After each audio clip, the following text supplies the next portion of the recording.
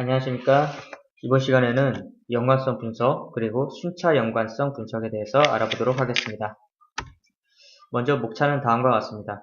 연관성 규칙에 대한 개념과 그의 평가 기준, 그리고 순차 연관성 규칙의 개념과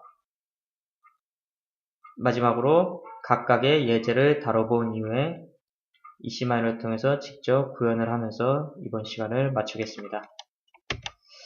자, 먼저 연관규칙이란 데이터베이스 내에서 자주 발생하는 사건의 유형 또는 패턴의 규칙을 찾는 모델링 방법으로서 한 가지 사건이 일어난 이후에 다른 사건이 일어날 확률을 구하는 다음과 같은 예시를 들 수가 있습니다. 먼저 전체 고객 중에 빵과 우유 그리고 주스를 구매한 고객이 10% 이상이고 빵과 우유를 구매한 고객의 50%가 주스도 함께 구매한다. 또는 신발을 구매하는 고객의 10%는 양말을 동시에 구매한다. 그리고 최근에 계좌 정리와 이율 상담을 요구한 고객은 이후 한 달 내에 거래를 중단할 가능성이 일반 고객의 2배이다. 등이 바로 연관규칙의 예입니다. 자, 연관규칙에서는 지지도와 신뢰도 그리고 향상도를 기준으로 얼마만큼 좋은 모델인지를 평가하게 됩니다. 이 중 지지도와 신뢰도가 어느 수준 이하를 보이면 모델의 적합도가 떨어져 좋은 모델링이라고 보기 힘듭니다. 자, 그러면은 각각의 이런 평가 기준에 대해서 좀 더 자세히 알아보도록 하겠습니다. 먼저 지지도는 어떤 규칙의 지지도가 10%라면 전체 트랜잭션 중에서 그 규칙을 따르는 트랜잭션이 10%를 차지하고 있다는 의미입니다. 자, 그리고 신뢰도는 규칙의 왼쪽에 있는 항목을 산 사람 중에서 오른쪽에 있는 물건을 산 사람의 비율을 의미합니다. 예를 들어서 어느 데이터에 콜라를 사는 사람 중에서 맥주를 사는 사람은 3분의 2, 즉 66.7%가 된다. 이런 식으로 이렇게 값이 나오는 게 바로 신뢰도입니다. 자, 다음으로는 영어로는 리프트, 그리고 향상도라고 불리우는 이 평가 기준에 대해서 알아보자면 A에서 B로 가는 이러한 연관 규칙에서 임의로 B가 구매되는 경우에 비해 A의 관계가 고려되어 구매되는 경우의 비율을 말합니다. 즉, 연관 규칙이 오른쪽 항목을 예측하기 위한 능력이 얼마나 향상되었는가를 표현하는 값입니다. 자, 다음 슬라이드에서 지지도와 신뢰도에 대한 예를 다이어그램을 통해서 알아보도록 하겠습니다. 지지도는 전체 거래 수 중에서 A와 B가 동시에 포함되는 거래의 비율로 계산이 됩니다. 그리고 신뢰도는 A가 거래되었을 때 항목 B도 동시에 포함될 확률로 계산됩니다. 자, 마지막으로 향상도는 A를 거래한 경우 그 거래가 B를 포함하는 경우와 B가 임의로 거래되는 경우의 B를 의미합니다. 향상도가 1을 기준으로 하여 1에 가깝다면 각 항목이 상호 관련성이 없다는 뜻이며 향상도가 1보다 크거나 작아질수록 두 항목의 거래 발생에 상관관계가 있다는 것을 의미합니다. 즉, 1보다 작으면 두 항목의 거래 발생이 서로 음의 상관관계를 가지고 있음을 의미하고 1보다 크면 양의 상관관계를 가지고 있음을 의미합니다. 자, 이번에는 순차 연관 규칙에 대해서 알아보도록 하겠습니다. 순차 연관 규칙은 시간상 순차적으로 나타나는 거래 패턴을 분석하는 모델링 방법입니다. 연관 규칙과는 매우 유사하지만 연관 규칙에서 한 가지를 더하자면 바로 시간상의 전후를 고려한다는 것입니다. 순차 연관 규칙의 예를 보시면 연관 규칙의 예와는 달리 자, 그 다음 달에는 이라는 시간적인 조건이 들어갑니다. 즉, 시간의 선후 관계를 고려한다는 점이 첫 번째 연관 규칙과의 차이점이고 두 번째는 순차 패턴 자체가 하나의 규칙이므로 규칙을 생성하는 알고리즘을 가지고 있지 않습니다. 마지막으로 순차 패턴이 트랜잭션 데이터베이스 내에서 신뢰성을 가지고 있는가에 대한 여부는 사전에 정의된 최소 지지도를 만족하는가에 달렸다는 점입니다. 자, 순차 연관 규칙 탐사를 위해 정렬 단계, 빈발 항목 집합 단계, 그리고 변환 단계, 시퀀스 단계, 최대화 단계의 5가지 단계를 거쳐서 분석이 됩니다. 물론 EC-TM 툴에서는 이러한 단계를 시스템상에서 자동적으로 진행해주고 있습니다. 자, 연관성 분석 예제입니다. 데이터는 어느 가게에서 고객이 구입한 과일의 정보입니다. 이 데이터를 이용하여 과일 선호에 따른 규칙 탐사를 연관성 분석 기법을 활용하여 수행해 보도록 하겠습니다. 자, 먼저 저희의 분석 대상인 데이터를 불러오고 필터 노드를 연결합니다. 그 필터 노드에서는 이 고객이라는 변수는 분석에서 사용되지 않을 것이기 때문에 제외시켜줍니다. 자, 다음으로 연관성 분석 노드를 연결하여 관련 속성을 지정하여 줍니다. 여기서 관련 속성이란 먼저 최소 지지도가 있습니다. 이는 연관 규칙 중 최소 지지도 이상의 연관 규칙만 결과에 출력한다는 것입니다.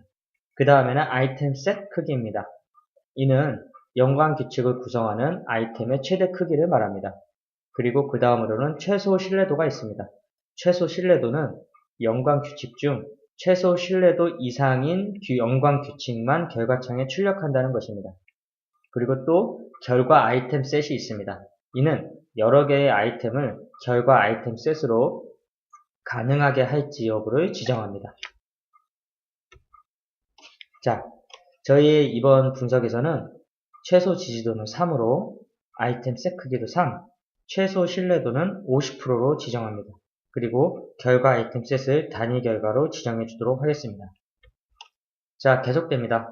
자, 트랜잭션 옵션이 있습니다. 이는 분석을 수행할 데이터에 대한 트랜잭션 관련 속성을 지정하여 주는 것입니다.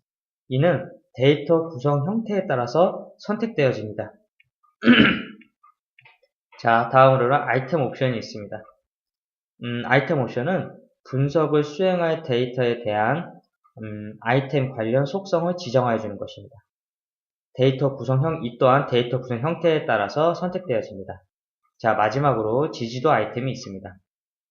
최소 지지도로 이용할 아이템명을 입력하는 것인데 이 값을 지정하면 최소 지지도는 무시됩니다. 자, 이번 분석에서도 다음과 같이 속성을 지정하였습니다.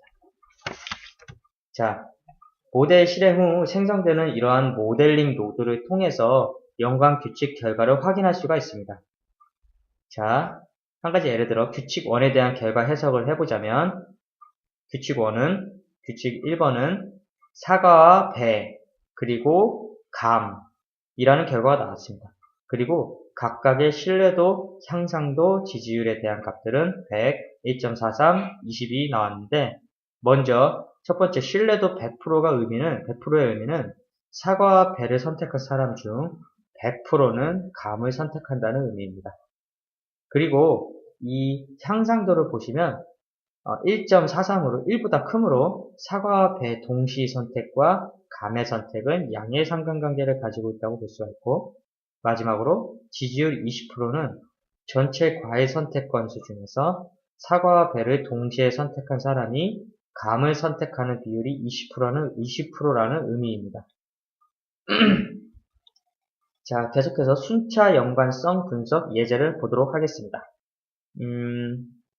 어느 과일 가게에 고객이 구입한 과일의 정보가 아래와 같을 때 구입한 순서를 고려한 과일 선호에 따른 규칙 탐사를 순차 연관성 분석 기법을 활용하여 수행하여 보겠습니다. 자, 데이터는 고객별 시간에 따른 구매 품목과 이력을 나열한 데이터로서 CID는 1개, TID도 1개, 마지막으로 아이템 ID는 5개로 구성되어 있습니다. 총 개체수는 86개입니다.